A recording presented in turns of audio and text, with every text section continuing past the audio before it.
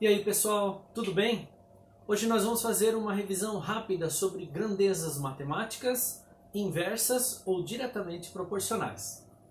Olha só, grandeza matemática é tudo que pode ser contado ou medido. Eu gosto de dizer tudo que a gente consegue colocar na forma de número. Por exemplo, distância, peso, massa, idade, preço, tempo, temperatura. Quer ver um exemplo de algo que não é grandeza matemática? Por exemplo, paciência.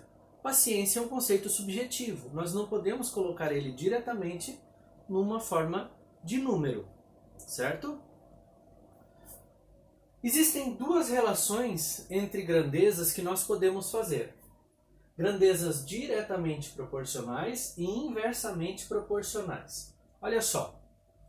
Nesse primeiro caso, nós temos uma fábrica que produz 4.000 peças em 2 horas. Olha só, as grandezas são número de peças e número de horas. Conforme eu aumento o número de horas, eu aumento o número de peças. O inverso também é verdadeiro. Quando eu aumento o número de peças, eu aumento o número de horas. Então, assim, num exemplo, se eu dobrar a quantidade de peças, ele vai precisar do dobro da quantidade de horas. Beleza? Vamos pegar um outro exemplo. Uma fábrica, uma gráfica, ela produz 300 livros em 3 horas. Quantos mais livros eu preciso, quanto mais livros são produzidos, mais tempo eu vou precisar. Então, olha só, se eu precisar de 600 livros, se eu dobrar a quantidade de livros, eu também dobro a quantidade de horas. Essas são as grandezas diretamente proporcionais. Quando uma aumenta e outra aumenta junto, na mesma proporção, e quando uma diminui, a outra diminui junto, na mesma proporção. E temos as grandezas inversamente proporcionais. Olha só, vamos ver um exemplo. Na construção de uma casa, por exemplo, 10 pedreiros ou 10 funcionários fazem uma casa em 40 dias. Olha só, quanto mais pedreiros eu colocar, a casa vai ser feita em menos dias. Digamos assim, se os funcionários tiverem a mesma qualificação nas mesmas condições.